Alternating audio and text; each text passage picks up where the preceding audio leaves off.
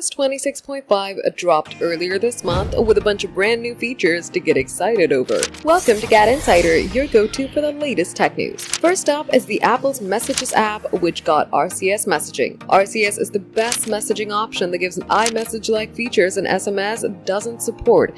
And in iOS 26.5, Apple has added end-to-end encrypted RCS messaging in beta. As Apple stated, end-to-end encryption is in beta and isn't available for all devices or carriers. Conversations labeled as encrypted are encrypted end-to-end, so messages can't be read while they're being sent between devices. And then iOS 26.5 also revamped the Apple Maps with a useful addition of suggested places that recommends 2 places every time you tap into the search field. These suggestions are based on a few different factors like locations trending nearby and the previous searches you performed. This feature feels like a perfect addition to the search screen. It doesn't get in the way or clutter up other parts of the app and is a great way to discover new places.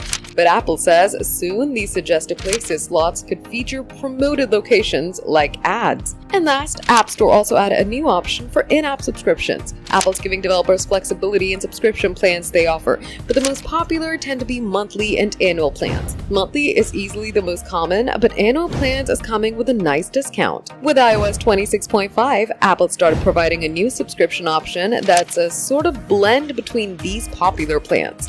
It's an annual subscription split into 12 monthly payments, or as Apple puts it, a monthly with 12-month commitment plan. Have you tried out these new features? Tell us in the comments. For more updates, subscribe to GadInsider, like and share the video, and don't forget to press the bell icon so you never miss any update.